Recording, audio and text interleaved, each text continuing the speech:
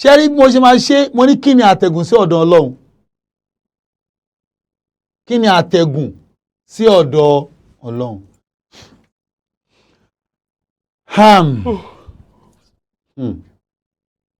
Èmi á wò pé kí ni jẹ́ mi máa ń dà tó wá gbé wa láyà sókè sí okay now.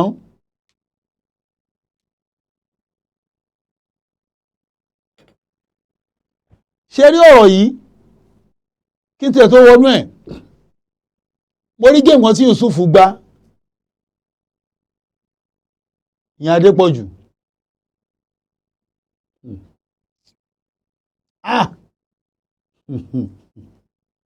la ilaha illallah àṣé Ọlọ́run ló lo ọ̀kan lọ́mọ emir Adébáre ló jẹ́ pé òun náà kọ́kọ́ gbé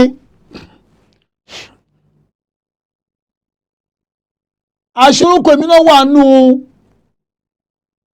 àwọn tí Yusuf kọ pé wọ́n mú ní airport la ilaha illallah wọ́n ìbílẹ̀ gan máa lọ fún yín Yusuf lé gan máa wọ̀rí ìjọba kó sákúlẹ̀ ló máa mọ ohun tí mo sọ lọ́bì láwọn tó gba kúlẹ̀ kọjá lọ́bìnrin lọ́wọ́ wọn irú wọn ìṣe tí wọ́n máa ń bá dáhùn fún ó máa dúró tì pa ni pé kẹyẹ yanjú ẹ̀ wọ́n ìṣẹ́dù pẹ̀lú irú wọn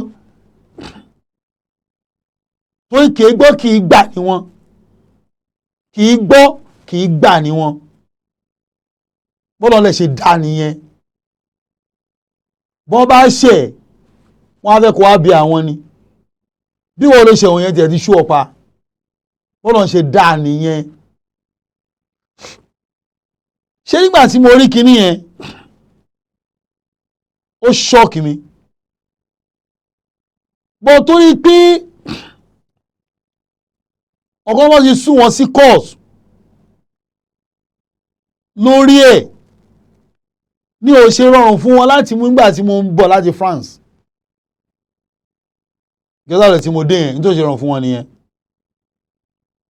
orúkọ mi wà náà tí Yusuf kọ màá kà fún yín o màá kà fún yín sìn o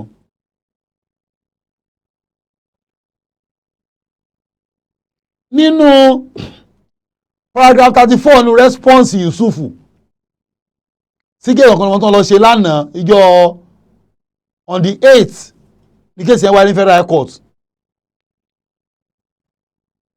ó ní the 8 and 9 respondents state that following a petition written against applicant at zone level Osogbo commanded quarter the Deputy Commissioner of Police of Crime Investigation Department ní zone level yẹn wrote a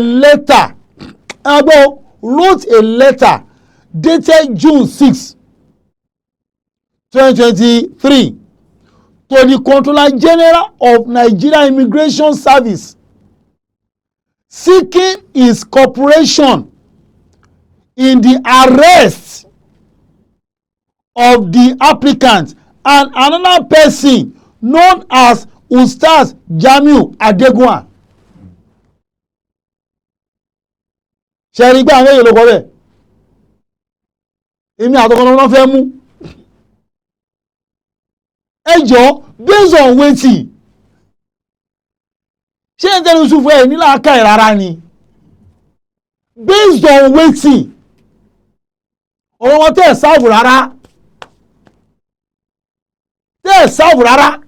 ó lè wọ́n gba pé ẹ bá mi bẹ jẹ́ ẹ sẹ́rẹ̀ sí mi màá wá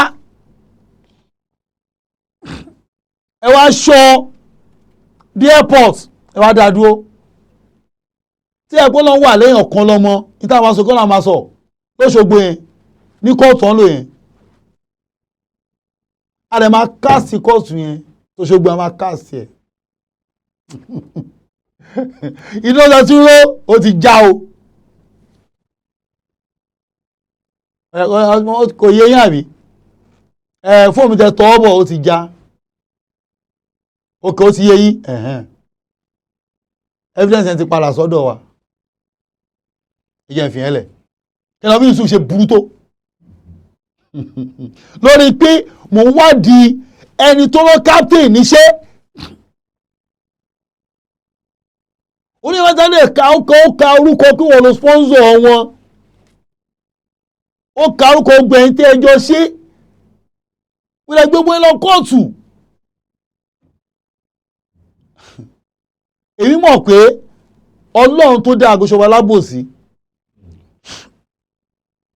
kò lè ṣàbòsí láéláé òdodo ló máa reign justice must prevail inshallah kẹ́mọ gbogbo ọlọ́pàá ayé kó máa ṣe Nàìjíríà nǹkan pẹ̀lú ògo Ọlọ́run justice are reign ìgbàgbọ́ ẹni pé kò sọ́wọ́ pàtó lè gbé kéèsì ọkọ̀ sí Nàìjíríà láéláé ìgbàgbọ́ ẹni kọ́ nìyẹn lóye yà yín lẹ́nu okay now ìbẹ̀sí l'Àbújá okay now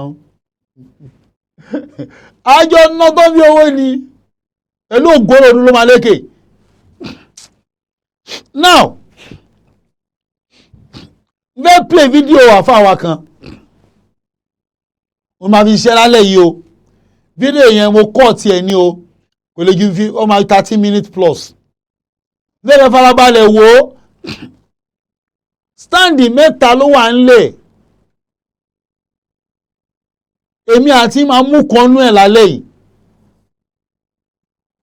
orígun àtàn máa ń sábà kọ kódà torí pé mi ò kéwú ni mi ṣe mọ̀túmọ̀ ẹ̀ mo láìkò orin yẹn gan mo láìkẹ̀ gan bọ́dọ̀ mi ò ké mi ṣe mọ̀túmọ̀ orin yẹn kódà ẹnu ṣáàsì ní zambo wọn ló máa fọ̀rún kẹ́ àfáà yẹn àmín ni mo sọ kọ́ gbọ́ pé ìbádà ìjà ńláńlá Ibadallah rijalallah inuna bi'aunillah wa kunu aunana billah hasana za bi fadlillah la ilaha illallah Allah maulana. Now orin yẹn nìyẹn orin yẹn wá di wàhálà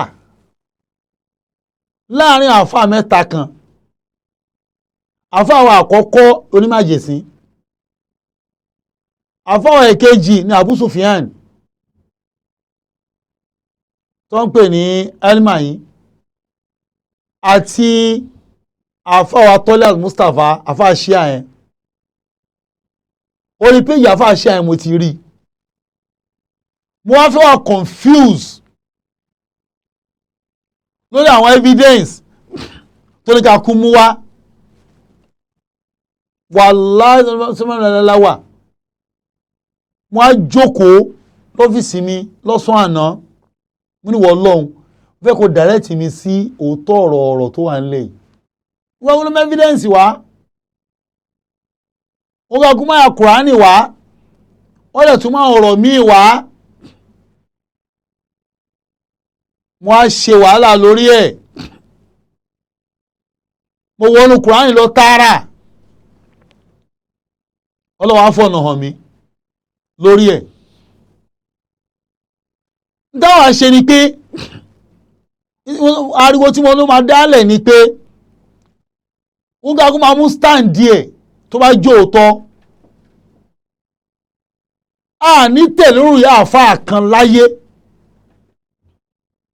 lórí àáfàá kan ní tẹ̀lé o kí ni Kùránì sọ kí lálàyé ànábì lórí ẹ̀ sallallahu alaihi wasallam fẹ́kẹ̀ gbọ́ fídíò yẹn ẹ bá balẹ̀ wo àtàwọn evidence àáfàá yẹn mú wá tọ̀tún tòsì kẹta tó fídíò àáfàá yẹn 36 minutes ní bọ́dẹ̀ fẹ́ lò ń bẹ̀ ní 30 minutes wọ́n sàn ọ̀rọ̀ kan tó tí mi ti ẹ̀ tún parí ẹ̀ tó láwọn tó parí ẹ̀ yẹn ó ti wà inclusive sí gbogbo tó ń sọ yìí náà símìlà ẹ dà lórí Facebook ẹ bá share sọ́dọ̀ àwọn YouTube iṣẹ́ lálẹ́ yìí kò iṣẹ́ rárá a máa post ẹ̀ later ni náà símìlà.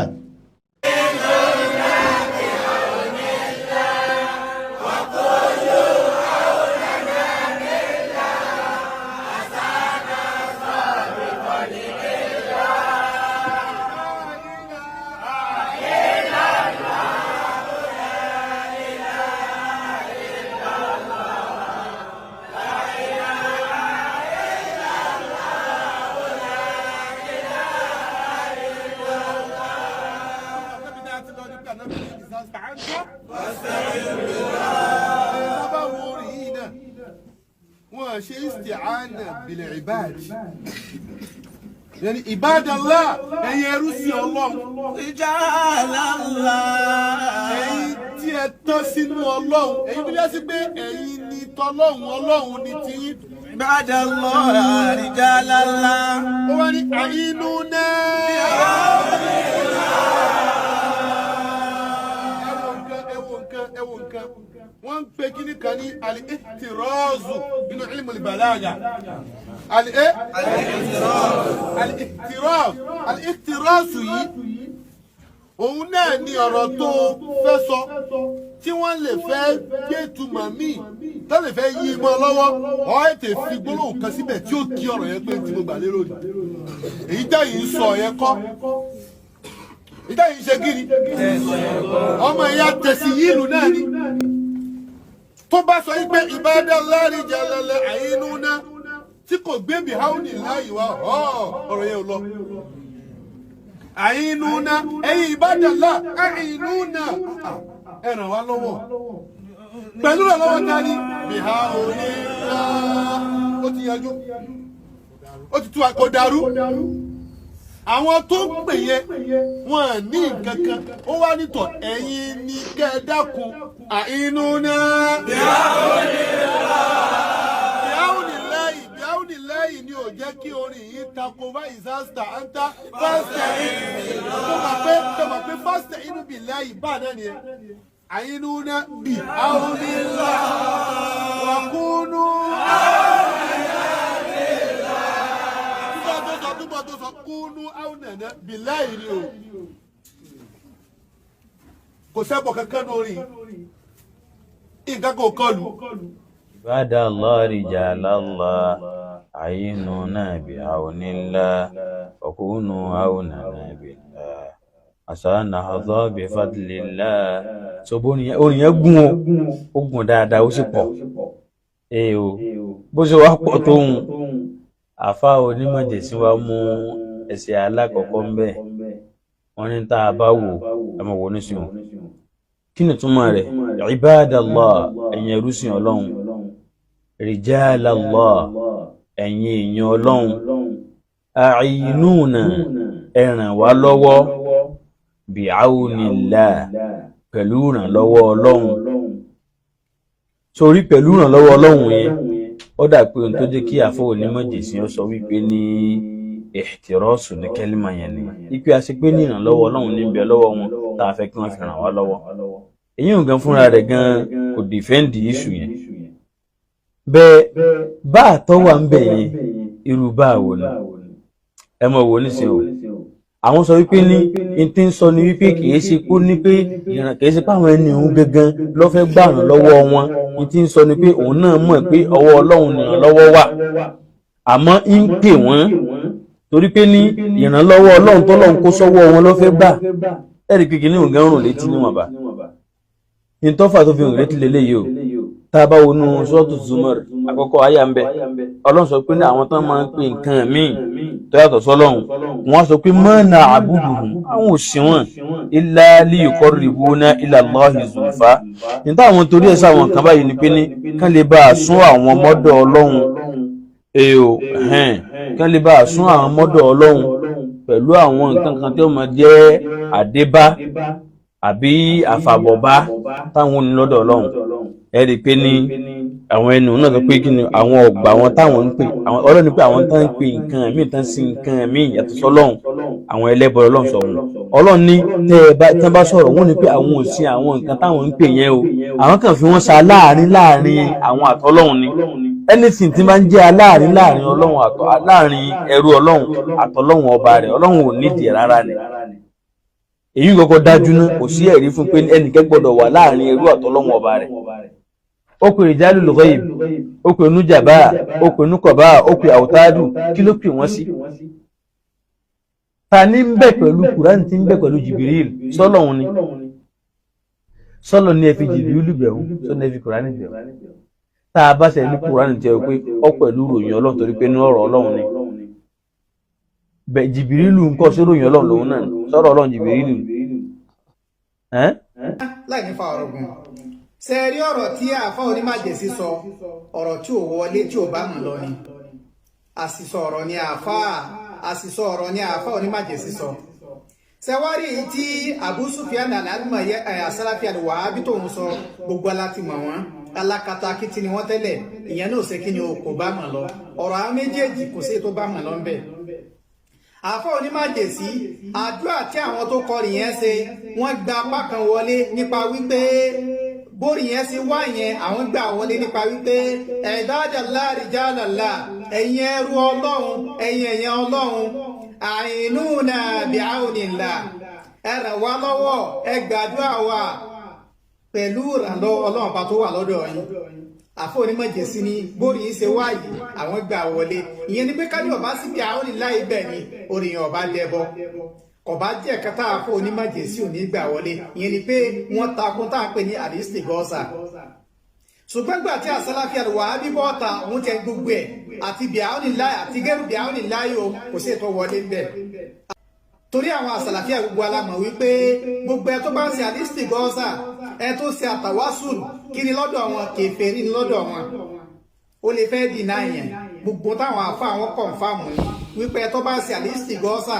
ẹ tó bá sọ pé yá Muhammad agisni tó ń pẹ nìkan direct wọ́n gbà pé kèfèrí ló ń tọ̀hún gẹ́gbà àwọn àfa àwọn ṣe kọ̀ǹfàmù kí ẹ tó bá jẹ́ bẹ́ẹ̀ kìí ṣe àwa nìkan láàjẹ́ lẹ́bọ bẹ́ẹ̀ ni kìí ṣe àwa nìkan láàjẹ́ kèfèrí kí ló dé tí mo fi sọ bẹ́ẹ̀ torí pa nínú àwọn àgbà àwọn àfa àwọn onímájèsí náà àti àwọn àfa àwọn àsàlàfíà táwọn náà ṣe rú àdúrà tó jọrú orin táwọn àfa olórin kọ yìí tẹ́bi tọrọ kan lọ́dọ̀ ọlọ́run ọba tó bá jẹ́ pé kèfèrí ni wá ajẹ́pà àfa yẹn náà kèfèrí ni tó bá jẹ́ pé ẹlẹ́bọ ni wá ajẹ́pà àfa yẹn náà ẹlẹ́bọ ni àfa àwọn ènìyàn máa yà nínú Islam ẹ̀wù tíra tó wá wájú mi yìí orúkọ tíra yìí náà ni Masailu al-Imam Ahmad ibn Hanbal èyí tó jẹ́ ti rìwáyà ọmọ àfa Ahmad ibn Hanbal táwọn sí Abdullahi ibn Ahmad èyí tí àwọn Daaru Tahsil tí wọ́n gbé jáde tí ẹ bá lọ wo page 215 tí ẹ bá lọ wo asaru 912 mo fẹ́ kí ẹ jẹ́ ká gbọ́n tí àfa yìí sọ àfa yìí ní qala sami'tu abi yaqul Abdullahi ibn Ahmad ọmọ àfa Ahmad ibn Hanbal ó ní mo gbọ́ tí bàbá mi sọ báyìí eléyìí dẹ̀nsẹ̀lẹ̀sẹ̀ ó ní bàbá mi ló sọ fún mi mo gbọ́ pẹ̀lú etí ara mi ni ẹ̀dàkùtàlẹ̀ tó sọ̀rọ̀ yìí Abdullahi ibn Ahmad ọmọ àfa Ahmad ibn Hanbal ta ló jẹ́ àfa Ahmad ibn Hanbal òun náà ni àfa àti àfọ onímájèsí tí wọn lè dínà rẹ̀ nínú àwọn àfa yìí ni wọn òun náà ni àfa tí àwọn Abu Sufyan al-Almayi tí ò lè dínà rẹ̀ ọ̀kan náà àwọn àgbà àfa àwọn àsàlàfíà ni táwọn àsàlàfíà gbà láàfa wọn òun náà ni àfa Ahmad ibn Hanbal yẹn ni wípé gbogbo àwọn ọmọ ìyàwó alùsùnà ni wọ́n gba àfa Ahmad ibn Hanbal ní ọ̀kan náà àwọn àfa wọn bẹ́ẹ̀ ni àwọn àsàlàfíà àwọn náà gbà ní àfa wọn kí láwọn ṣẹlẹ̀ pẹ̀lú àfa yìí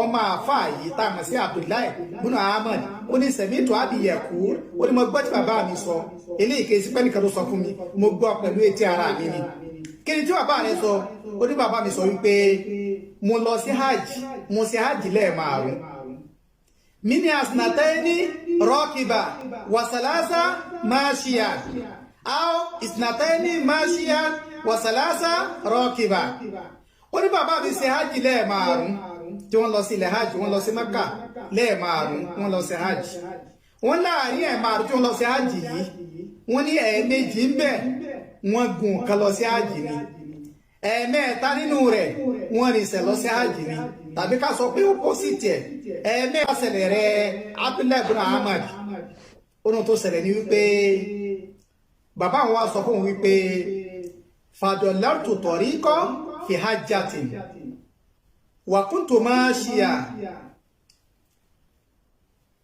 wọ́n ní nínú àwọn hajj tí mo á lọ yẹn èyí tí mo rìn tí mi ò gùn kan lọ sí hajj ọ̀nà bá dàrú mọ́ mi lójú mi ò mọ̀nà mọ́ mi ò mọ̀nà tí ń gbà lọ sílùú Mẹ́kà mọ́ láti lọ sí hajj ya subhanallah ẹ̀yọ́ ya nínú Islam àfa onímájèsí mo fẹ́ kẹ́ tẹ́tí gbọ́rọ̀ yìí dáadáa ẹ dákun tá a bá nímọ̀ nípa rẹ̀ ẹ má jẹ́ ká sọ ká má fi kọ̀ǹfìsì àwọn tí ó ń wà lẹ́yìn wa kí ọlọ́ba kó tó ẹnì kọ̀ọ̀kan wá sí Abu Sufyan al-Almayi as-Salafi al-Wahabi mo fẹ́ kí wọn náà tẹ́tí gbọ́ dáadáa àfa àmàdí ní fàdọ̀lọ́tù tọ̀rí ikọ̀ ìbá mọ̀nà mọ́ ọ̀nà dàrú mọ́ mi lójú mi ò mọ̀nà tí mo lè gbà lọ sí hajj mọ́ fàjàátú àkùrù kò sọ́pṣẹ̀ mọ́ kò sí máàpù kò sí kẹ̀kẹ́ tààfà yẹn fẹ́ lò ẹ dákun olórí àwọn àsàlàfíà àlùwàdíyà kí lọ kí àfà Ahmad ibn Hanbali ó sì ẹ̀kọ́ sọ pé ya Allah èrè ọlọ́run ọba ò dákun júwe ọ̀nà fún mi jẹ́ kí n mọ ọ̀nà tí màá tọ̀ dé hajj tàbí kó gbé alukurahani kó máa ka alukurahani asmaul husna kó máa ka ogbẹ ṣé mo tọ́ yẹ kí àsàlàfíà ọ̀gá àwọn àsàlàfíà ó ṣe nìyẹn àfà òní má jẹ̀ sí ṣé kó mo tọ́ yẹ ká àfà yẹn Ahmad ibn Hanbali tó yẹ kó ṣe ni wípé kó dájú kọ ọlọ́run ọba ìsàstàáńtà fasta'in billah ọ̀dọ́lẹ́ẹ̀kọ́ ti bèrè náà iyyaka na'budu wa iyyaka nasta'in tẹ́bá bẹ́ tọrọ nǹkan ọ̀dọ́lọ́lẹ́kí ó ti tọrọ nǹkan Abu Sufyan àlálùmọ̀ yìí ó yẹ ká àfààyàn dájú kọ ọlọ́run ọba ni kó sì tọrọ nǹkan lọ́dọ̀ ọlọ́run ọba wípé ọlọ́run ọba ọ̀nà ti dàrú mọ́ mi lójú ìmọ̀lẹ̀ tí mo fẹ́ tọ̀ lọ sí àjì wọn ìjẹ́mọ̀ tí àfà Ahmad ibn Hanbali sọ gẹ́gẹ́ ọmọ rẹ̀ sí nẹ́rẹ́tì fún wa àfà Ahmad ibn Hanbali ní fàjàátú àkùrù mo wá bẹ̀rẹ̀ sí ní ṣe àwọn nẹ́kàlí kan mo bẹ̀rẹ̀ sọ ara wọn kan mo wá rìpítì àwọn ọ̀rọ̀ yìí kí lọ̀rọ̀ tá àfà yìí sọ àfà yóò máa sọ pé ya Allah àfà yóò máa ka àwọn asmaul husna mo tá àfà yìí sọ ní wípé ya ibadallah dulluna ala tariq inna lillahi wa inna ilayhi raji'un ẹ̀dàkùtàlẹ̀ tó sọ̀rọ̀ yìí ọ̀gá àwọn àsàlàfíà àlùwàdíyà àfà Ahmad ibn Hanbali ó ní ya ibadallah ẹ̀yin ẹrú ọlọ́run ọba dulluna ala tariq ẹ̀dàkùn ẹjúwe ọ̀nà fún mi ọ̀nà wo ni mo fẹ́ tọ̀ tí màá bí jẹ́ hajj salawatu ala Muhammad wa ali Muhammad Allahumma salli ala Muhammad wa ali Muhammad wa ajjil farajahum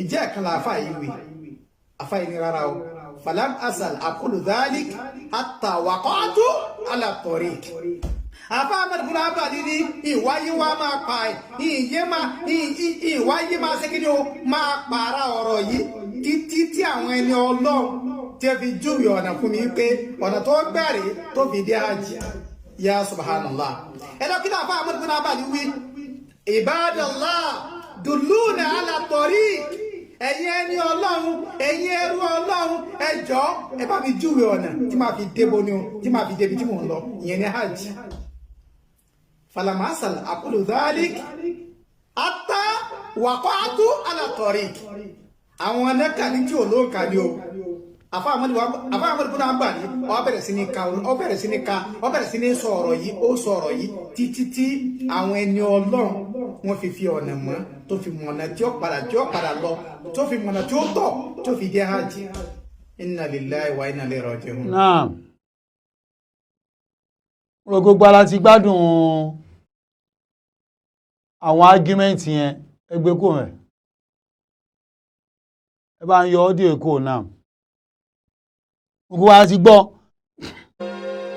gbọ́ sáìdì méjì ẹgbẹ́ kò sẹ́ẹ̀ sáìdì àkọ́kọ́ ni pé a lè pe ẹ̀dá tá bá níṣòro sáìdì ẹ̀kejì ni pé a lè pe ẹ̀dá tá bá níṣòro ẹjọ́ sáìdì wo lẹ́yìn fẹ́ dúró sí o tèmi tó mú sáìdì tèmi wá torí ihun tí àáfàá tọ́lé àti sọ yìí ẹ̀rí pé àfà Abu Sufyan ìyẹn kọ̀ndẹ́mù ọ̀rọ̀ yẹn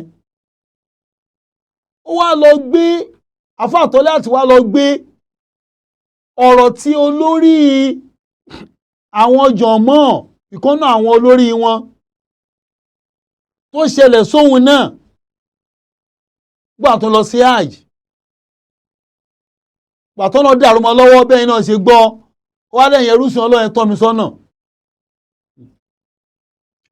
ẹjọ́ kí ló ń pè ní ṣíríkù náà in tí àfa àtọ́lẹ̀ àti ṣe ń bẹ̀ yẹn ni pé wọ́n fi ṣọ́ọ̀tì Abu Sufyan pé má sọ bẹ́ẹ̀ ní tó ń sọ ẹ kò lẹ́rìí torí pé àwọn àáfàá yín nínú sẹ́ẹ̀tì jọ̀mọ́ yín àwọn náà gbarú ẹ̀ wọlé tó ló ṣẹlẹ̀ sáwọn náà. Má yẹ kó yé wa ṣé kí wọ́n belong sí sect problem ni ló bá belong sí sect. Muslim ló gbọ́dọ̀ jẹ́ gẹ́gẹ́ lọ́nà ṣe Muhammad sallallahu alayhi wa sallam nínú Quran 3 verse 102 Surat Imran Ọlọ́run yá ayyuhal ladhina amanu taqullah. A'udhu billahi minash shaitanir rajim bismillahir rahmanir rahim. Ọ̀rọ̀ àfáà Mustapha pọ̀ o kódà wọ́n mú àyà kan wá torí kò sásìkò mi fẹ́ kó pọ̀ jù pé a lè ṣe àtẹ̀gùn sọ́dọ̀ Ọlọ́run ó wà ní fídíò yẹn pé a lè ṣe 102 a lè ṣe àtẹ̀gùn sọ́dọ̀ Ọlọ́run àyà tán mú wá màá kà fún yín kémi tó wá gbé ìgbàgbọ́ tèmi nínú Quran lé lórí. Ẹ̀yin mi condemn anybody àtàwọn tí àfáwọn májèsín àti àfúfú Sofian àti àfáwọn tọ́líà mi condemn anybody. Mo wọ̀ ká jọ gbé ọ̀rọ̀ yẹn yẹ̀ wò pé ṣó bá ìsìláàmù lọ ṣá. Ẹnjìníà ọdún yẹn ti ládùjọ wọn máa crack o. Now bó wọn lọ ni pé báwọn ọdún yẹn ti ládùjọ sí wọn máa crack bàtọ́ wọn kì í mọ́nítọ̀ ẹ̀.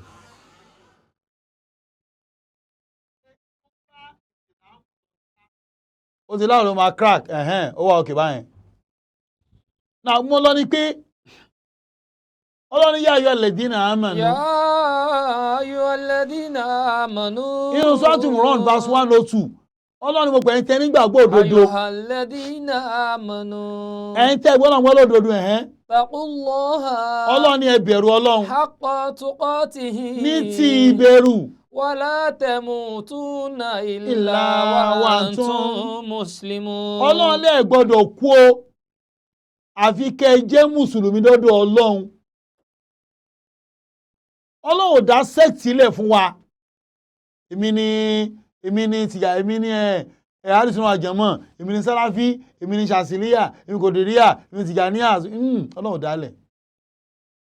Àwa la dálẹ̀ fúnra wa. Ó wá ń jẹ́ kó àfẹ́ẹ̀tì ìgbàgbọ́nú Ọlọ́run wa. Ẹ̀yẹ evidence tí afáàtọ́lé àti mú wá nípa máa sáìtì ìkọ́nú àwọn àgbà sàlàfíyà tó fẹ́ lọ Mọ́kà tọ́lọ́ dàrú mọ́ lọ́wọ́ tó wá ń pe ẹ̀yin ẹrúsùn Ọlọ́run ẹ̀fọ̀nà mọ̀ mí. Ẹjọ́ kí là ń pè lẹ́bọ náà? Kí là ń pè ní shirik? Màá ṣàlàyé rẹ̀ lẹ́yìn o. Màá lè fẹ́ Quranic back it up. Ẹ jẹ́ kó wo àyà méjì kan. Ṣé àyà méjì mo ti fún wọn ní explanation ọ̀tọ̀ọ̀tọ̀ láti inú Quran tó láyé gbàgbọ́ pé ṣèbí ẹ̀rí rèé a lè ṣàtẹ̀gùn lọ́dọ̀ Ọlọ́run náà. Ara àtẹ̀gùn ni pé ká pe àwọn ìwé akẹ́kọ̀ọ́ àti prọfẹ̀sọ̀ ní ànábì jọ̀ọ́ gbàdúrà mi, ànábì jọ̀ọ́ jẹ́ rọ́mọ bí. Àgbà ọgbà ànábì Ọlọ́run ni ìyá Muhammad sallallahu alaihi wasallam. Tó bá lè pe àwọn ẹrúsìn Ọlọ́run tó ń ṣe ànábì Ọlọ́run ká wá dákọ̀ Muhammadu pé yá Muhammad agisni ọgbàdúrà mi. Ṣé ṣe ní àbẹ́ ṣẹ̀kọ́? Ṣé bọ́ ní àbẹ́ bọ́kọ́? Ìyẹn la fẹ́ gbé ọ̀la lẹ́yìn o. Ẹgbẹ́ àdúrà istigaza ìtumọ̀ ènìyàn. Pé ká máa pe àwọn ẹni Ọlọ́run, ká pe ṣé Ibrahim Niyas, ká pe ṣé Ahmad Tijani, ká pe ṣé Abdul Qadir Jilani, bàbá Jami Bulala, bàbá Lóṣòdì, ká pè wọ́n kẹ́ ràn wá lọ́wọ́ ó dáa bí ò dáa ká pè àná ìfúnràn lọ́wọ́ ìyẹn Muhammad sallallahu alaihi wasallam ó dáa bí ò dáa tá bá dé wò ó ẹjọ́ kí là ń condemn Christian lónìí àtàwọn ẹlẹ́bọ náà ká gbogbo láti bẹ̀ kí ló ń pè ní òrìṣà kí ló ń pè lóòṣà èèyàn ni wọ́n nà á ibi táyé gbé wọn sí ní máa pè wọ́n fúnra lọ́wọ́ ló sọ ọ́ di ẹbọ mọ́ wọn lọ́wọ́ ṣá ti gbàgbé ni nbẹ ká fi làákà ìdí ọ̀rọ̀ yìí ni o mo kó máa dariwo o káàdì kí ni ká fi làákà ìdí mi ò bú anybody o mo kàn fẹ́ ṣàlàyé ni o gbogbo ló ṣàlàyé ló mọ̀ pé Elédùmarè wà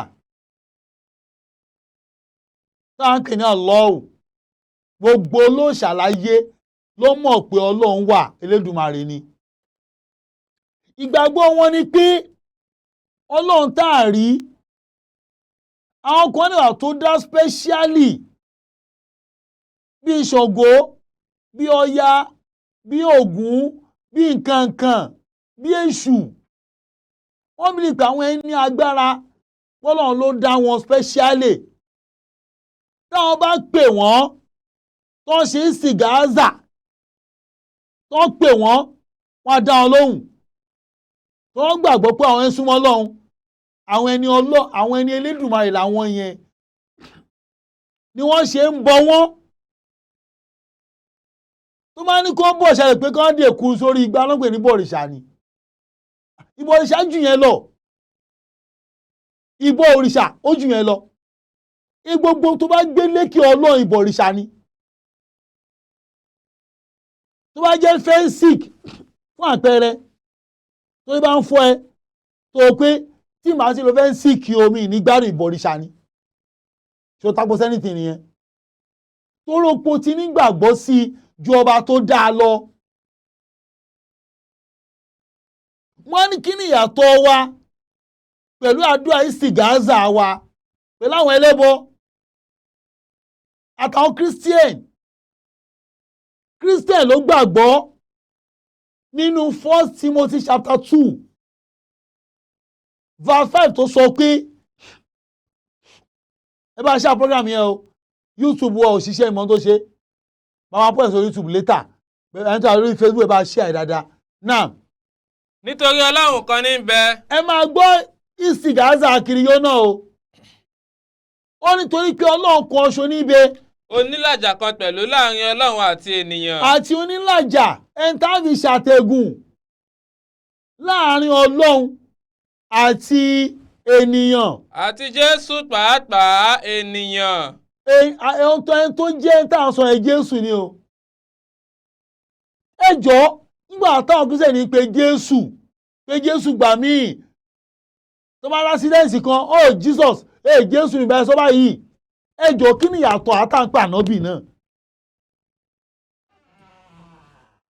àti àtàǹpà àwọn ẹni Ọlọ́run tó wọ́n ti kúrò láyé.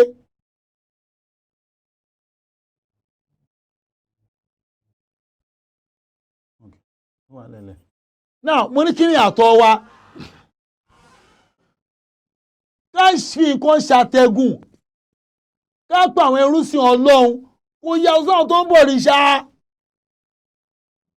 ṣó yàtọ̀ ni Kírísítẹ́nì pé Jésù abọ̀rìṣà ń pe Ṣàngó Ọ̀rúnmìlà Ọya Ṣọ̀pọ̀nná pé kó gbàdúrà wọn àwa náà ń pa àwọn ẹni Ọlọ́run tiwa náà ṣé ẹ mọ̀ pé àwọn tá ń pè àti sọ ọ́dọ̀ òòṣà nìyẹn ni irun tá àfáà yẹn ṣe ìkànnà Sàláfì tó ṣe ní Mọ́kà yẹn wàláhì ẹbọ ni báwo ló ṣe máa pe àwọn ẹrúsìn Ọlọ́run níbo náà wà àwọn òkú kó wá fi ọ̀nà mọ̀ọ́hún lọ sí Mọ́kà ẹ jẹ́ agbára Kùránì tó sọ ẹ kó máa Kùránì ṣe wá 5 verse 35 n tí ó rú ayé lójú máa clear rẹ̀ pẹ̀lú ògùn máa clear ẹ̀ gan ẹ má kà lábàá kan Yorùbá ní kẹ́kà Yorùbá ní ẹ̀ka ẹ má dàmí láàmú o ìwọ̀n tó bá ní kò rí bẹ́ẹ̀ o lè tún tiẹ̀ tú mo máa kó tí àyà yẹn Suratu Maida verse 35 ẹgbọ́n tó lọ sọ. ẹ̀yin onígbàgbọ́ òdodo. ọlọ́run ẹ̀tẹ́ ẹgbọ́n gbọ́dọ̀ òdodo.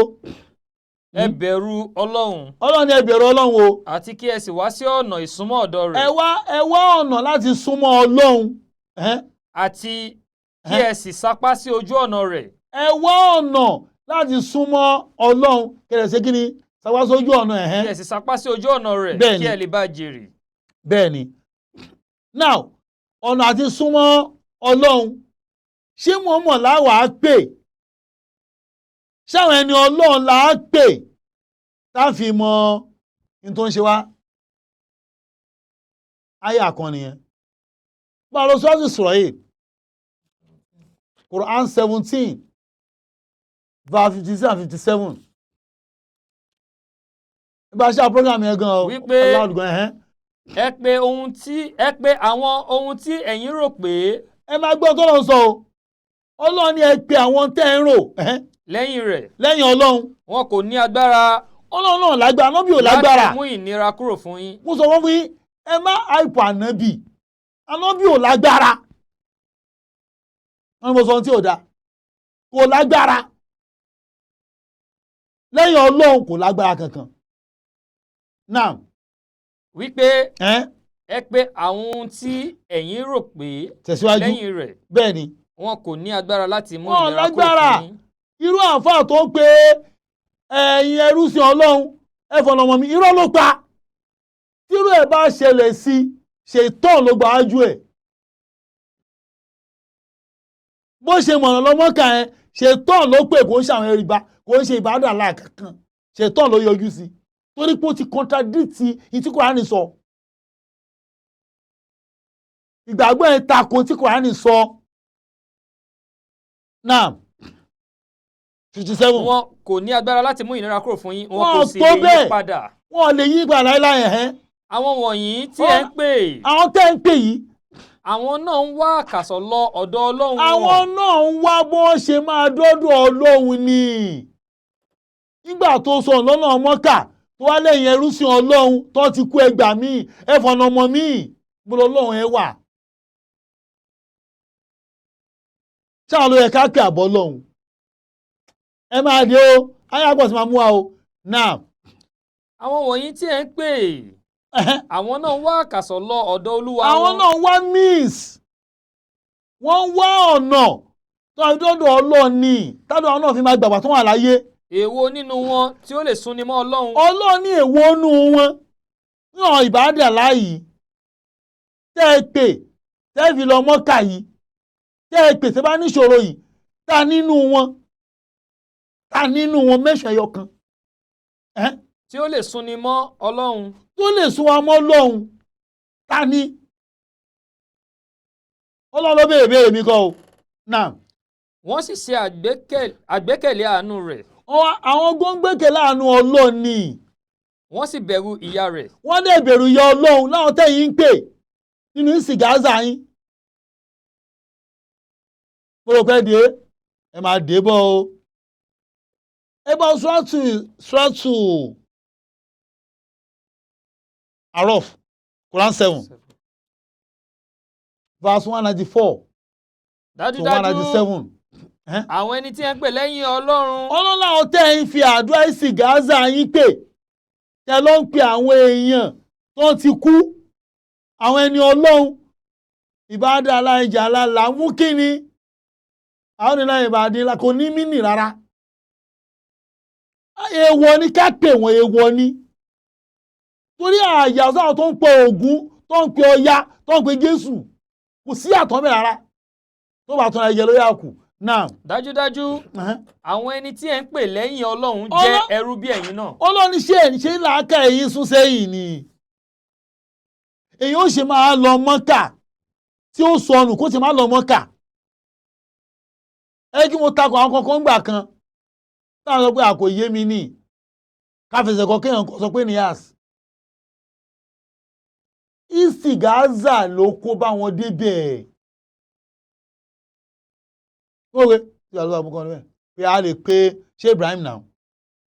Nítorí ẹ̀ka àwọn máa lọ ṣe gbogbo tó ń ṣe fún ṣé Ibrahim nìyẹn bàbá rere tó iṣẹ́ Ọlọ́run tó fi kúrò láyé tó wá sọ ọ́ di òòṣà mọ́ wa lọ́wọ́. Wọ́n sọ ọ́ di òòṣà mọ́ wa lọ́wọ́ ni. Nítorí bá ti ń pè tí ìbá ń ṣe Ọlọ́run òòṣà ni. Náà.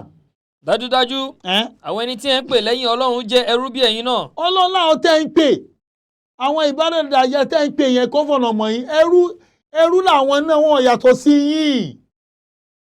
Ṣé ni wọ́n ti kúrò láyé lẹ́yìn ṣọ̀gbọ́n special tó yín jáde. Iṣẹ́ ìrànlọ́gbà tó wà láyé iṣẹ́ mélòó? Wọ́n iṣẹ́ ń gbà ní tẹ́rítírì wọn ni. Èyí tẹ́ yín ṣe lọ́wọ́ ìjú tí wọ́n lọ. Èyí tún jẹ́ náà Ọlọ́run jà wọ́n lọ. Ẹ má ní gíta ara yín náà. Ṣé mọ́ kọ̀ọ̀kan wọn ni? Bẹ́ẹ̀ tiẹ̀ mọ́ bẹ́ẹ̀ mọ́ èèwọ̀ ni ká pè wọ́n èèwọ̀ ni. Náà. Ǹjẹ́ ẹ pè wọ́n kí àwa sì dá yín lóhùn bí ẹ bá jẹ́ olódodo? Ǹjẹ́ wọ́n ní ẹsẹ̀ tí wọ́n fi ń rìn bí? Ọlọ́run ṣọ̀n lẹ́sẹ̀ àwọn ẹrú Ọlọ́run hàn lẹ́sẹ̀. Tàbí wọ́n ní ọwọ́ tí wọ́n fi ń kan dání? Wọ́n lọ́wọ́ rárá. Tàbí wọ́n ní ojú tí wọ́n fi ń ríran? Kí ni ìyàtọ̀ yín àti wọn? Tàbí wọ́n ní etí tí wọ́n fi ń gbọ́rọ̀? Kí ni ìyàtọ̀ yín àti wọn? Wípé Ọlọ́run wípé ẹ ké pe àwọn òrìṣà yín. Ẹ ké pe àwọn tẹ́ yàn láàyò. Lẹ́yìn náà kí ẹ dẹ́tẹ̀ sí mi. Ẹ dẹ́tẹ̀ sọ́lọ́run. Tẹ̀síwájú.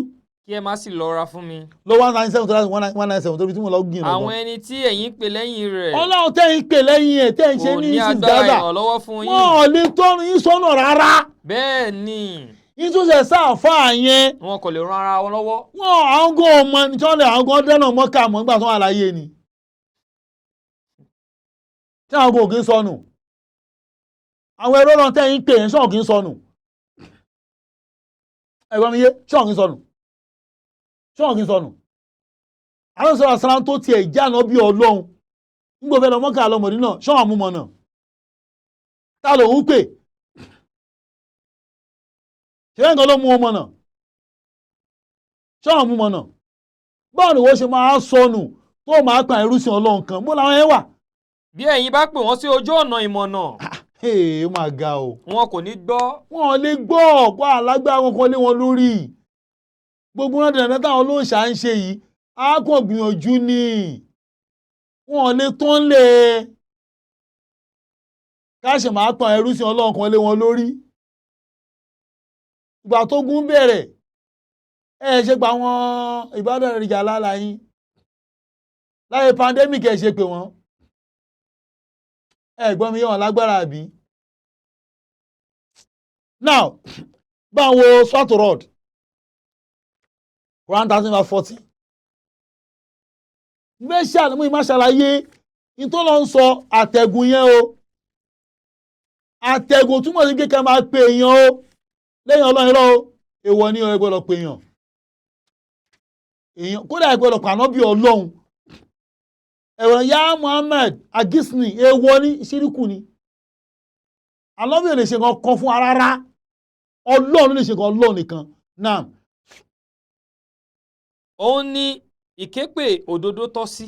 Ọlọ́run ní èmi nìkan ní kẹ́ máa képè. Ẹ má pè anybody.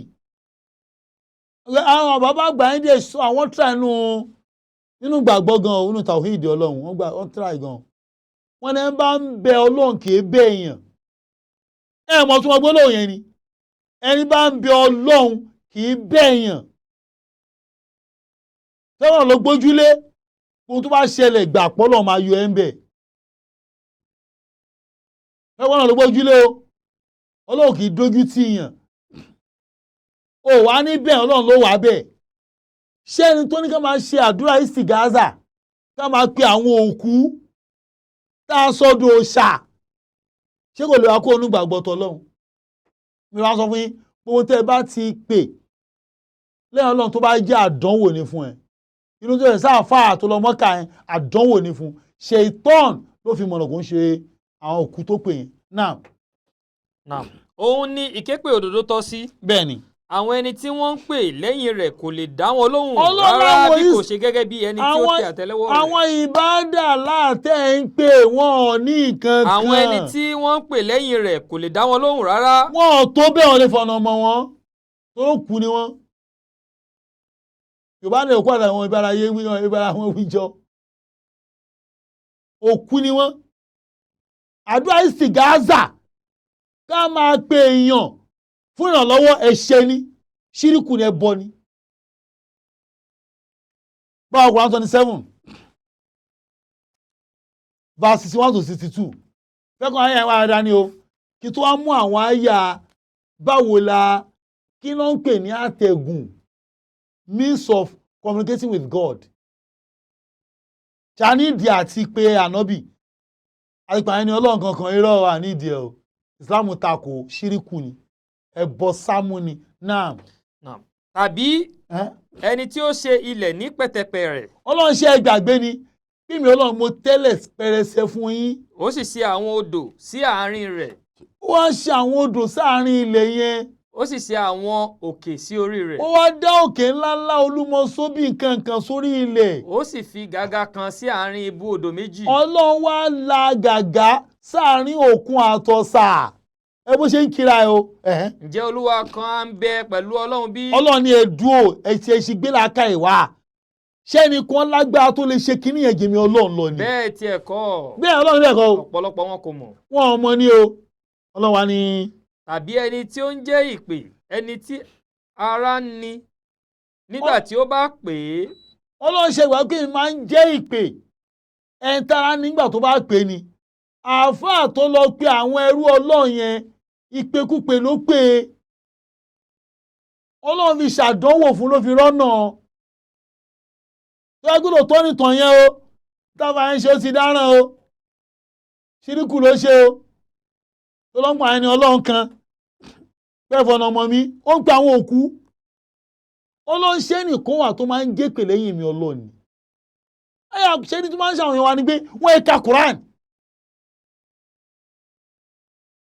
èèyàn ìwé táfà tọ́lé àti mú wa yẹn ṣáà Quran yẹn ṣáà Quran kọ́ náà ìtàn yẹn tó yẹ kí lóòótọ́ ni o ìtàn ṣíríkù ni ìtàn ṣíríkù ni náà. tàbí ẹni tí ó ń jẹ́ ìpè ẹni tí ara ní nígbà tí ó bá pè é. Ọlọ́run ni. tí ó sì sí búburú lọ fún. àbí Ọlọ́run ni. tí ó sì ṣe yín ní àrólé ní kò ń orílẹ̀. ṣàná bí ǹjẹ́ Ọlọ́run kan á bẹ pẹ̀lú Ọlọ́run náà bí? ṣé nìkan tún wà tó lágbára bẹ́ẹ̀ ṣá ẹ ó challenge Ọlọ́run Quran. ohun tí ẹ̀ ń tẹ́tí gbọ́ kéré púpọ̀. ihun tẹ́ ẹ̀ ń gbọ́ òye yín àdúrà ìsìgáàzà ṣíríkù ni. ẹ bá wọn Quran 29 Suratul Ankabut 41 to 43. àpèjúwe àwọn ẹni tí wọ́n mú àwọn òrìṣà ní alátìlẹ́yìn lẹ́yìn Ọlọ́run. ẹjọ́ kí là ń pè lóòṣà mo tẹnu mọ́ èèyàn ló ń jẹ́ bẹ́ẹ̀ kò ń ṣe igi kò ń ṣe ère kò ń ṣe òkúta èèyàn ni wọ́n lo ayé tó láàmì lọ́ọ́ fi sọ wọ́n dó òòṣà bẹ́ẹ̀ náà làwọn táwọn náà ń pè lẹ́ni Ọlọ́run yìí tá a bá ti ń pè wọ́n dá sọ́rọ̀ ayé wa wọ́n ti di òòṣà náà. àpèjúwe àwọn ẹni tí wọ́n mú àwọn òrìṣà ní alátìlẹ́yìn lẹ́yìn Ọlọ́run. àbí o. ó dàbí aláǹtakùn. tá à ń pe ànábì kó á ràn wá lọ́wọ́ tá à ń ṣe Ibrahim kó á ràn wá lọ́wọ́ ṣéwù Tìjàní kó á ràn wá lọ́wọ́ ṣé kọ́ni kó á ràn wá lọ́wọ́ ṣíríkù ni wọ́n rán ọlọ́run ṣe fún aláìláì lẹ́yìn Ọlọ́run. àpèjúwe àwọn ẹni tí wọ́n mú àwọn òrìṣà ní alátìlẹ́yìn lẹ́yìn Ọlọ́run. bẹ́ẹ̀ ni o. ó dàbí aláǹtakùn. Ọlọ́run tí ò yé èrè ẹni tí wọ́n ṣe àdúrà sí Gaza. ó dàbí aláǹtakùn. ó dàbí aláǹtakùn ni. tí ó kọ́ ilé kan. tó wá tàwùdì. bẹ́ẹ̀ sì ni. Ọlọ́run bẹ́ẹ̀ sì ni. dájúdájú. ilé tí ó yẹpẹrẹ jù. ilé tó useless jù láyé. ilé tí ó yẹpẹrẹ jù ní ilé aláǹtakùn. ṣóyè yín ṣá ìgbàgbọ́ tó yẹpẹrẹ jù ní kẹ́bi ti sọ́dọ̀ àwọn èèyàn. àpèjúwe àwọn ẹni tí wọ́n mú àwọn òrìṣà ní alátìlẹ́yìn lẹ́yìn Ọlọ́run. àpèjúwe yín ni o lẹ́yìn ìṣàdúrà sí Gaza. ó dàbí aláǹtakùn. tẹ́ ń pe ànábì tẹ́ ń pa àwọn ẹni ọlọ́run kó wá ràn yín lọ́wọ́ aláǹtakùn lásán lè fi lọ́lọ́ fi wé. tí ó kọ́ ilé kan. ó wá kọ́ ilé. bẹ́ẹ̀ sì ni dájúdájú ilé tí ó yẹpẹrẹ jù ní ilé aláǹtakùn. ìgbàgbọ́ sí ò dáa rárá nìyẹn tó bá jẹ́ pé wọ́n mọ̀ ni. tó bá jẹ́ bá mọ̀ ni ìgbàgbọ́ tí ò dáa rẹ̀ gbégúlé ìgbàgbọ́ tí ò dáa ní ìgbàgbọ́. dájúdájú ọlọ́run sì mọ ohun tí wọ́n ń ké pè lẹ́yìn rẹ̀. ọlọ́run mo mọ tẹ́ ń pè o. àti pé. àfáà tó lọ Mọ́kà tó lọ ń pe àwọn ẹrúsìn ọlọ́run yẹn ọlọ́run ìran ló bá dé o. àti pé òun ni alágbára ọlọ́gbọ́n. ọlọ́run ní alágbára ọlọ́gbọ́n náà ta làwọn tẹ́ ń pè ta ni wọ́n. àwọn àpèjúwe wọ̀nyí. Allah. à ń fi wọ́n lélẹ̀ fún àwọn ènìyàn. kò sí ẹni tí ó ṣe làákàyè sí i. kò sẹ́ni wọ́n làákàyè sí o. àyàfi àwọn onímọ̀. àfàwọn onímọ̀ bí irú wa láì ronú kan lẹ̀ pé àdúrà Gaza ẹbọ ni ẹbọ sámú ni ẹbọ Quran 37 ìgbọ́n wọ́n ṣe láàrin ànábì Ìlíásù àtàwọn èèyàn Quran 37 verse 23 to 25. lẹ́yìn ọlọ́run lẹ́yìn ọlọ́run. nítorí náà ẹ mú wọn lọ síbi iná jehim. àná Quran 37 123 to 125. okay 123. 123 ni. àti pé dájúdájú Ìlíásà ń bẹ nínú àwọn òjíṣẹ́. Ìlíásù ànábì ọlọ́run ni. nígbà tí ó sọ fún àwọn ènìyàn rẹ̀ pé ẹ kì yóò wá bẹ̀rù ọlọ́run bí. ṣé ìbẹ̀rù ọlọ́run ni. ẹ̀yin ó máa ké pè. ṣé máa ké pè. Báàlì òòṣà Báàlì.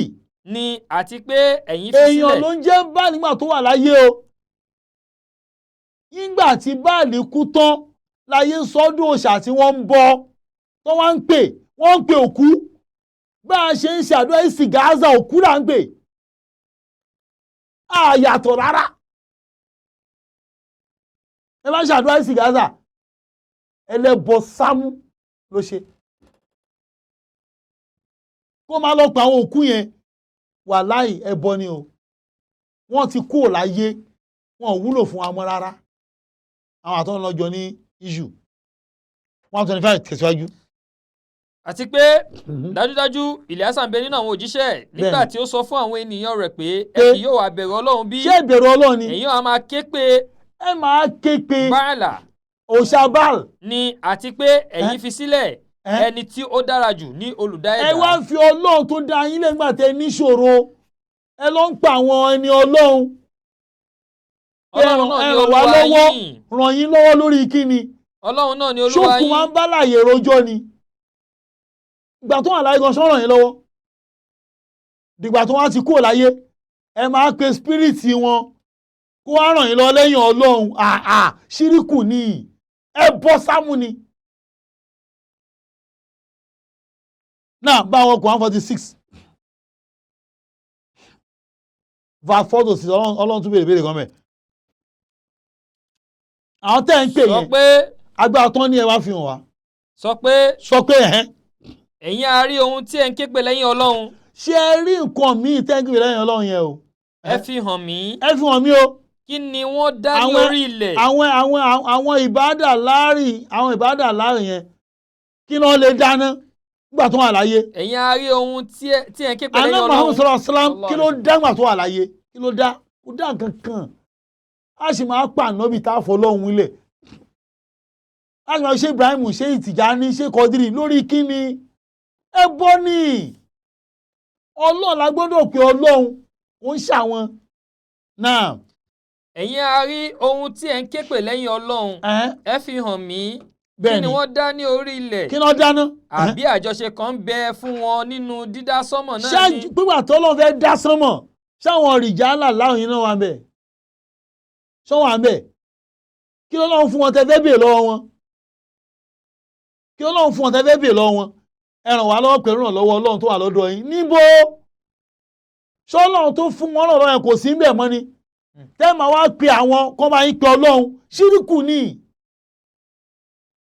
náà ẹ mú tírà kan tí ó ti ṣáájú èyí wá àbí àṣekù mímọ̀ kan tí ẹ̀yin bá jẹ́ olódodo. mẹ́rin wà náà wíwọ̀n àtàlọ́bì kan wà láyé òun náà ṣe é Gaza àti pé kò sí ẹni tí ó ṣìnà jù. kò sẹ́ni tó ṣìnà jù. kò sí ẹni tí ó ṣìnà jù ẹni tí ó ń pe nǹkan mìíràn lẹ́yìn Ọlọ́run. kò sẹ́ni tó ṣìnà jù ẹni tó ṣe àdúrà ìsìgáàzà lọ. àbítọ́ ni yá Muhammad agisni anábì gbàdúrà wa o wàhálà ìṣìnà ni. ẹni tí kò lè jẹ́ nípè títí di ọjọ́ ìgbéǹde. láéláé ànábì ò ní dá ẹ lóhùn láéláé. ṣé Ibrahim kò ní dá ẹ lóhùn láéláé. ṣé òsìyá kò ní dá ẹ lóhùn láéláé. ṣé kò ní dá ẹ lóhùn láéláé. láéláé kò ní gbà.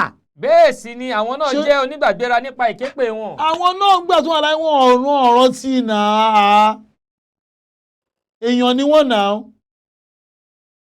lójú ayé wọn wọ́n máa ṣàṣìṣe. ṣọ́ọ̀n ṣe ni ẹ̀ nà á. kí wọ́n lọ máa bí àwa tá a máa pe àwọn èèyàn tá a lè pe Ọlọ́run tó dá wa. gba sọ́tò káf. kí tó lọ bẹ̀ ẹ jẹ́ ọ lọ káàfù yẹn náà. káàfù yẹn náà. 1852. Quran 1852 to 54. ṣe ìrántí. Ọlọ́run ṣe ìrántí o. ọjọ́ tí òun yóò wí pé. ọjọ́ kan ń bọ̀ ọjọ́ ìdájọ́ ni o. tọ́lá máa sọ pé. ẹ pé àwọn orogún mi tí ẹ ń rò. àwọn tẹ́ ń pè àwọn rìjálà láwù yẹn àwọn ẹni ọlọ́run ẹ bá ń pè wọ́n o. ètò rán tó tó àfáàyàn sọ́nà lọ sí Mọ́kà nígbà tó sọnù. Ọlọ́run ẹ pè wọ́n wá o. wọn yóò sì pè wọ́n. àwọn á pè wọ́n jáde wọn kò sì ní dá wọn lóhùn. wọn láyé èèwọ̀ ta làwọn. wọ́n mọ̀ kúrò lẹ́ ń pa má wọn. èèwọ̀ ní kẹ́ ẹ pè wọ́n èèwọ̀ ni ẹ gbọ́dọ̀ pé èèwọ̀ ni Ọlọ́run ẹ gbọ́dọ̀ pé Ọlọ́run. náà síwájú. wọn kò sì ní dá wọn lóhùn. bẹ́ẹ̀ sì ni àwa ti ṣe àyè ibùparun kan sí àárín. Ọlọ́run ní ajá ànámọ̀ ni o wọ́n tó bá ń ṣe àdúrà sí Gaza má ṣe mọ́ o ṣíríkù ni o ẹ má pe àwọn òkú sáàyè ẹ má pè wọ́n sí ọ̀rọ̀ Ọlọ́run ní ẹ pè báwo 28:62 start of cursus 62 to 64 ta ló ń pè é náà ẹ má pè mí ẹni tí wọ́n tó wà lórí TikTok náà.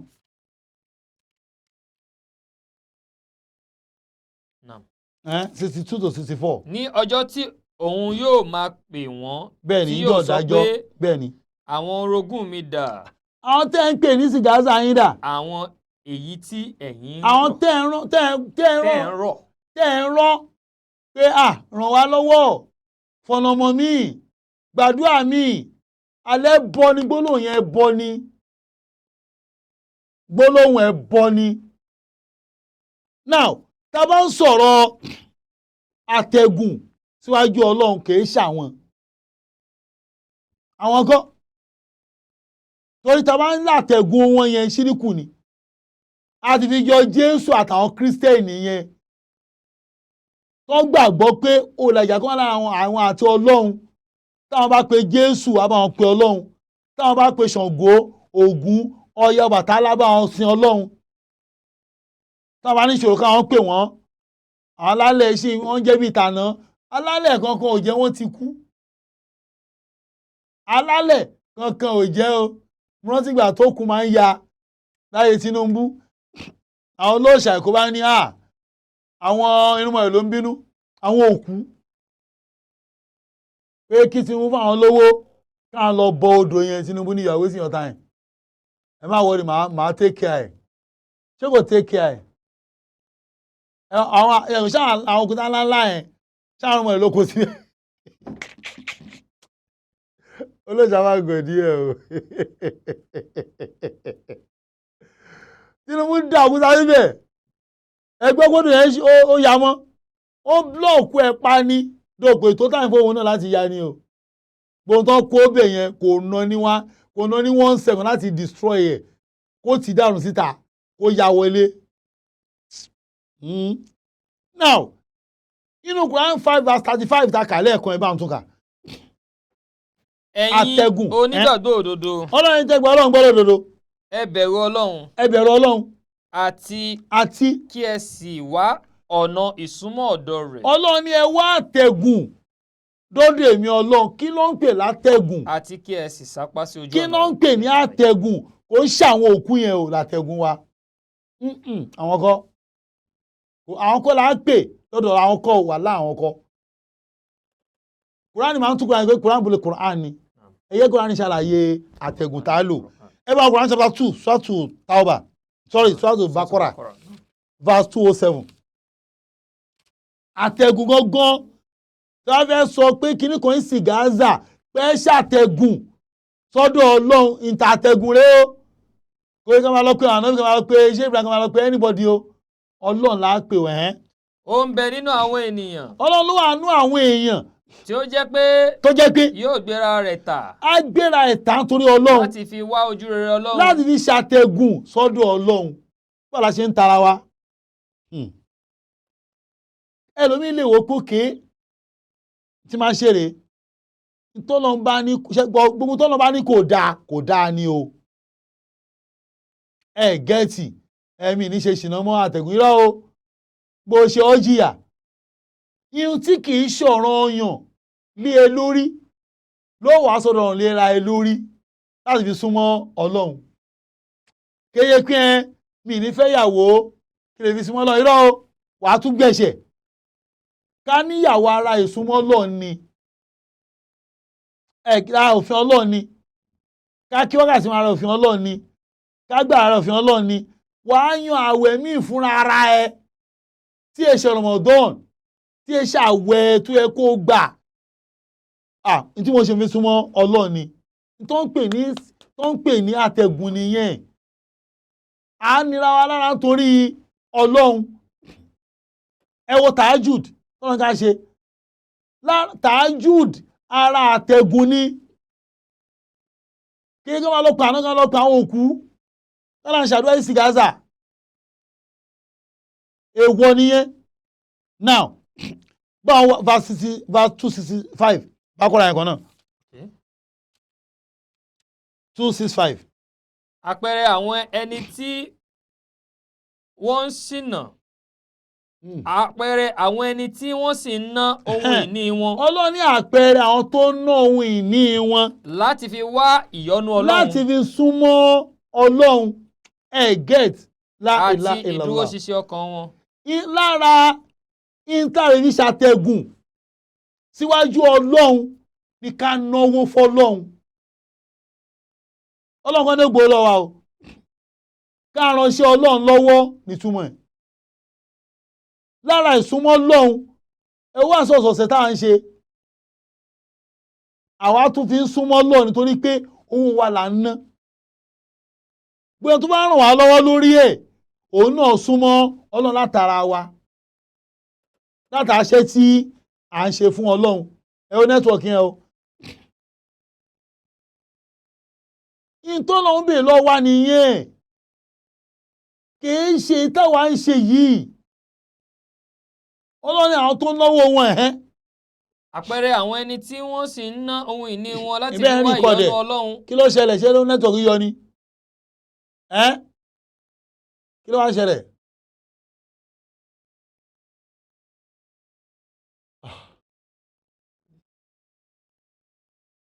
ẹ̀yẹn ti dùn ẹ̀yìn stop. Okay, 1 hour. 1 hour ni.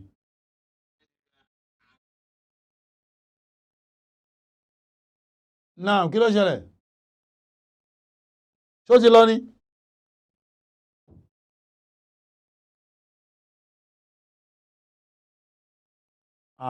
Kò lọ mú rárá.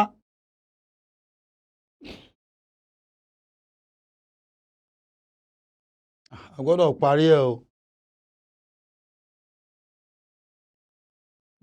A máa post ẹ̀ níná.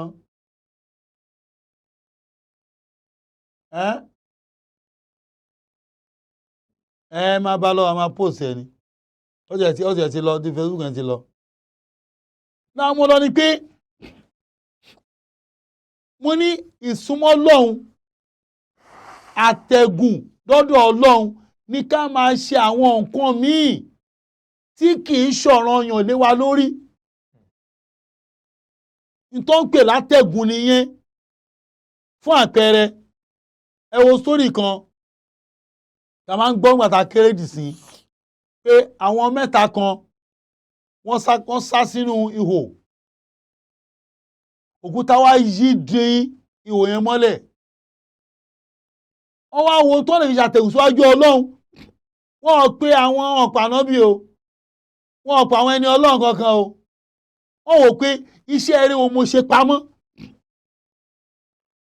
tí mo lè fi bẹ Ọlọ́run máa ń sọ kíní kan fún wa gbogbo ẹni tó bá náwó fún rìsálà ìjọ tí ìrìn àbá dé sọ pé Ọlọ́run wọ́n lá owó tí mo ná sí rìsálà fún iṣẹ́ Ọlọ́run má ṣàyọmí nínú tí mo wà láà Ọlọ́run máa yọ ẹ́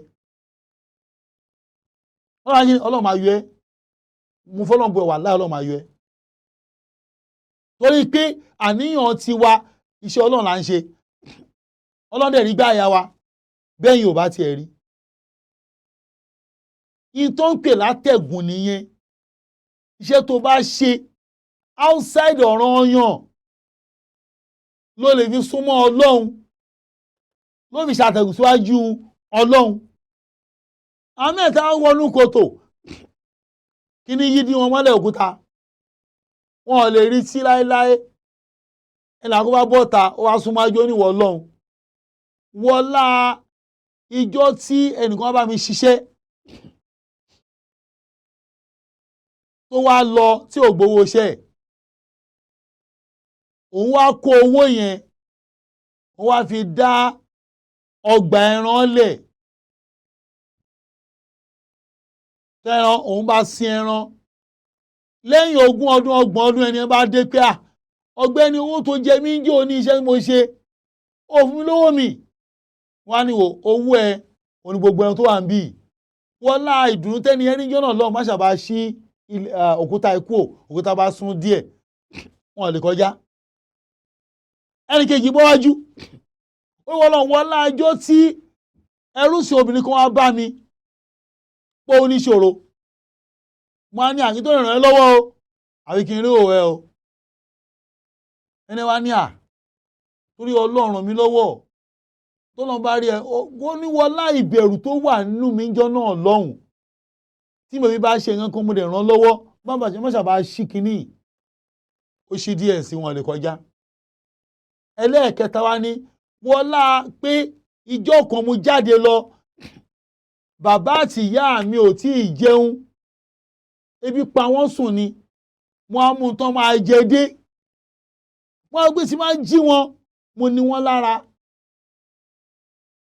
mo wá gbóúnjẹ yẹn síbẹ̀ títí wọ́n fi jí mo dẹ̀ wà ń bẹ̀ pẹ̀lú ẹ̀ tán fi jẹun tán fi ṣàdúrà fún mi wọ́n ṣàwọn aládùn tó jẹ yọ̀ràn lọ́hùn bá ilẹ̀kùn lè ṣí tó ń gbọ́dọ̀ àtẹ̀gùn nìyẹn ṣé èèyàn náà pè àbọ̀ lọ́hùn iṣẹ́ eré tí wọ́n ṣe pamọ́ tí wọ́n lọ bá ṣerú ẹ̀ pamọ́ ni kò fi bẹ̀ lọ́hùn ìwọ́n tó ń ṣe ìbára fẹ́ ṣe pamọ́ ẹ bẹ̀ lọ́hùn wàá ṣe máa pa àwọn òkú ìpè ò lọ kò lọ àláì kò lọ. báwo Quran chapter 4 verse 114 Surah An-Nisa verse 114 verse 114. Kò sí oore nínú ọ̀rọ̀ ìkọ̀kọ̀ wọn àyàfi ẹni tí ó 4 verse 114 114 Surah An-Nisa. Kò sí oore nínú ọ̀rọ̀ ìkọ̀kọ̀ 114 ni o. Surah An-Nisa. Kálọ̀ náà. Kò sí oore nínú ọ̀rọ̀ ìkọ̀kọ̀ wọn àyàfi ẹni tí ó ń fòòró àwọn ènìyàn sí ìtọrẹ àánú tàbí ọrẹ ṣíṣe. Ọlọ́run kò sóore nínú ọ̀rọ̀ kọ̀kọ̀ àwọn tó bá ń fòòró àwọn èèyàn ẹ máa ṣàánú ẹ máa tọrẹ tàbí ọrẹ ṣíṣe tàbí ṣíṣe àtúnṣe láàrin àwọn ènìyàn. ṣíṣe àtúnṣe láàrin àwọn ènìyàn àwọn tó ń jà ẹ bá wọn parí ẹ má darapá kan dápá kan sí ara àwọn iṣẹ́ àtẹ̀gùn ni ẹnikẹ́ni tí ó bá sì ṣe èyí láti wá ìyọ́nú Ọlọ́run tó bá ṣerú ẹ̀ láti ṣe àtẹ̀gùn síwájú Ọlọ́run láìpẹ́ àwa yóò fún ní ẹ̀san tí ó Ọlọ́run ni màá fún lẹ́san máa dáhùn béèrè tó ń bè lọ́wọ́ mi a gbọ́dọ̀ pé òkú Ọlọ́run la máa pè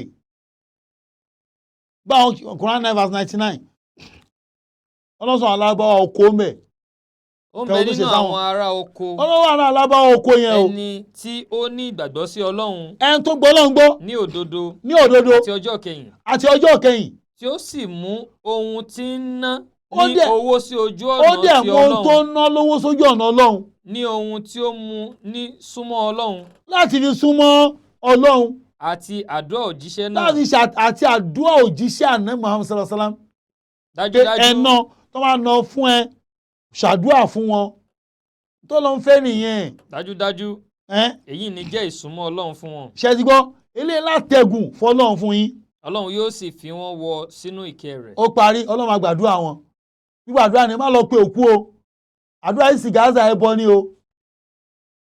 nínú Quran 40 ṣọ́ọ̀tù gáfíìr láti bá 60 to 65 Ọlọ́run sọ̀rọ̀ kan fún wa mẹ́. láti máa ń sọ àkà ìdí wọn ṣàgbé lákùn blablabla ó pọ̀ ọ̀rọ̀ yẹn pọ̀ gan. 140. Verse 60 to 65. àti pé Olúwa yín sọ pé Ọlọ́run sọ wípé ẹ pè mí kí èmi jẹ́ ìpè yín kí n lè bá a jẹ́ pè yín. dájúdájú àwọn ẹni tí Ọlọ́run ní ká pe mọ̀mọ́ o kò ní ká pe àwọn ẹni Ọlọ́run o.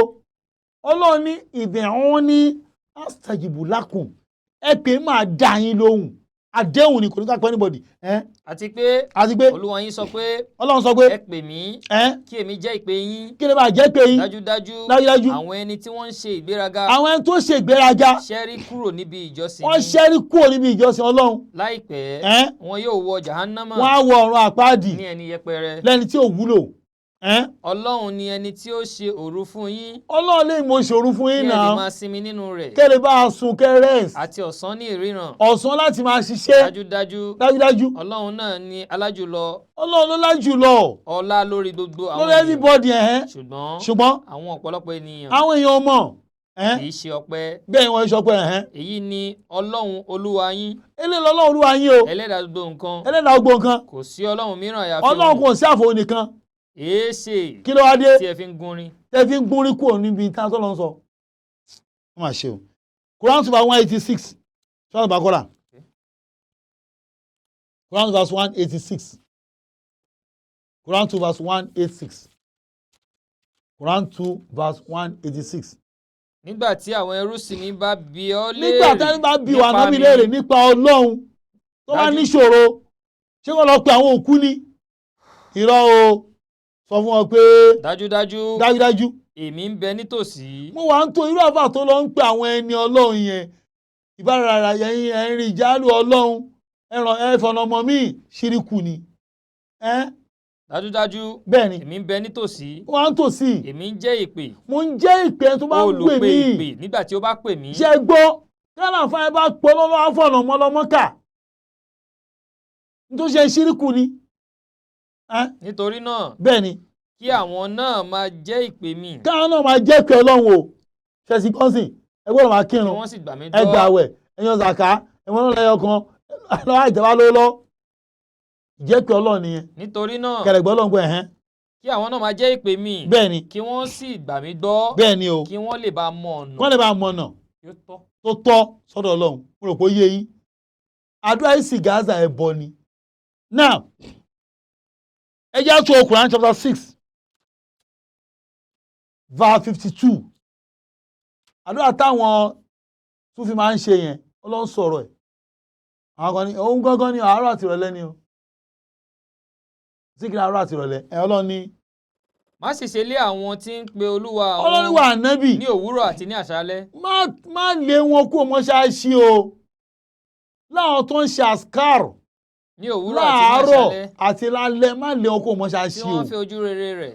tó ń fẹ́ ojú rere Ọlọ́run wọ́n fi ń ṣe àtẹ̀gùn ní síwájú Ọlọ́run àwọn ò fẹ́ pe àwọn òkú náà yẹn ń ṣe àṣkárù àárọ̀ àṣkárù ìrọ̀lẹ́ má lé wọn o jẹ́ kó máa ṣe tán fẹ́ o. báwo kan ṣe 7 látún àárọ̀ verse 55 kẹ́lẹ̀ mọ̀ pé ká pe àwọn òkú ẹ̀ṣẹ̀ ni ṣíríkù ni àfáà tó pòkú yẹn Ọlọ́run bá foríjì Ọlọ́run bá gbà èmi ọmọ o náà 7:55. ẹ ké pe Olúwa yín. Ọlọ́run ní ẹ ké pe Ọlọ́run yín o. tirẹ̀lẹ̀. Pẹ̀lú humility. Àti ní jẹ́ẹ́jẹ́. Dájúdájú. Ọlọ́run kò fẹ́ràn àwọn olùkọjá ẹnu àlà. Ọlọ́run ò fẹ́ràn ẹ kọjá ẹnu apariwo wèrè kan irọ́ Ọlọ́run ò fẹ́. Ẹ máa wo ètò Ọlọ́run o. Ọlọ́run la gbọ́dọ̀ pè fún ìṣòro kò ń ṣe èèyàn. Network. Àdúrà ìsìjàábà, àdúrà ẹbọ, ìsìgáàzà, àdúrà ẹbọ ni. Quran 10 verse 12. Quran 10 verse 12. Quran 10 verse 12. Quran 10 verse 12. Surah Yunus. Nígbà tí ìnira bá bá ènìyàn. Ọlọ́run gbà tí wàhálà bá dé bá wa, bá máa yẹ sọnù sí desert tí ó mọ̀ náà, ìnira kan ló bá. Kàkó àpọ̀ Ọlọ́run, ó wà ẹ̀yin ẹrú Ọlọ́run fi mímọ̀ náà, ṣíríkù ló ṣe. Naam. Nígbà tí ìnira bá bá ènìyàn, yóò máa ké pè wá. Bẹ́ẹ̀ni. Ní ìfi ẹ̀gbẹ́ lélẹ̀. Tó bá dùbúlẹ̀, Ọlọ́run jọ̀ọ́. Ní ìfi ẹ̀gbẹ́ lélẹ̀ rẹ̀. Ọlọ́run jọ̀ọ́ gbà mí.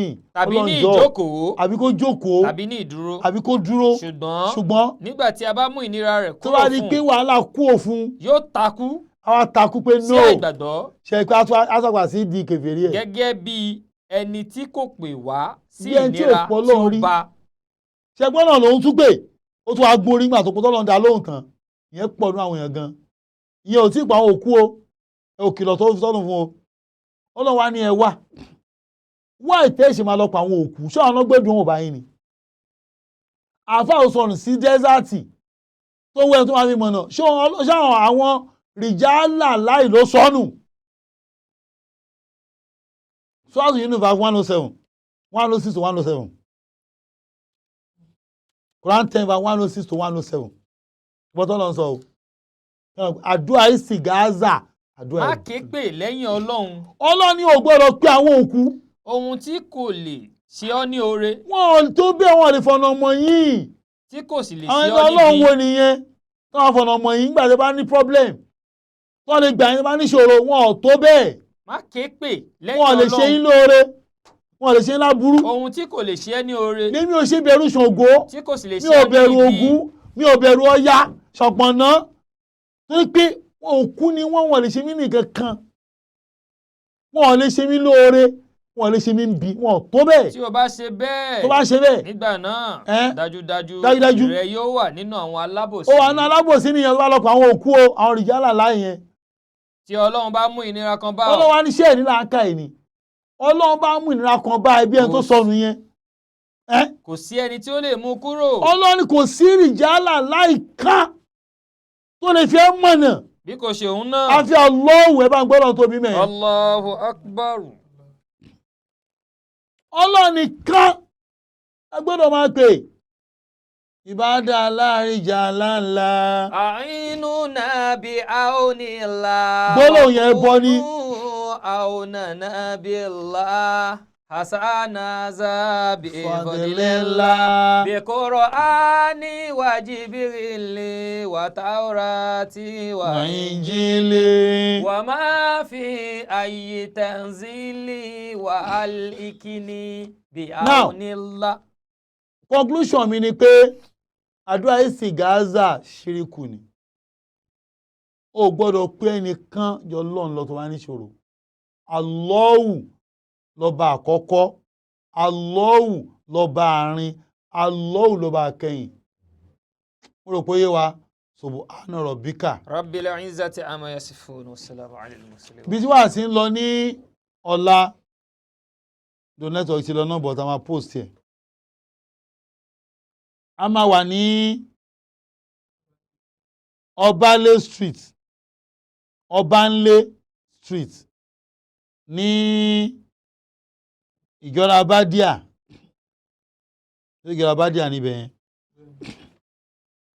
A máa ní Ọbanlé street láti mile 2 ẹ̀mọ́ tó lọ sórí ilé ẹbọ́lẹ̀ ní orílẹ̀ bus stop ẹbọ́lẹ̀ ní Alábà bus stop ẹ̀ máa bọ́lẹ̀ o ẹ wá gbé mọ́tò míì tó lọ sí Ìjọra Bádíà ẹ wá bọ́lẹ̀ ní ilé fíìmù àbí nepa bus stop ẹ bèrè Ọbanlá street Ọbanlé àbọ̀bánlá Ọbalé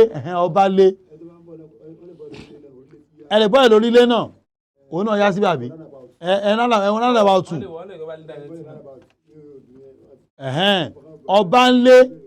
ọba ńlé sùn là ń lọ ní ìjọba bádíà ẹgbọ́n ilé fíìmù ẹ̀kẹ́bọ́lẹ̀ ní nepa ẹgbẹ́ ìbò orílẹ̀ ẹ̀ṣàmù ìṣẹ̀gbẹ́ dé ọba ńlé láti ọ̀la lọ Thursday Friday Saturday mọ́júmọ́ Sunday subhana rabbika. Salaam alaikum. A lè gba ìbéèrè o ẹgbẹ́.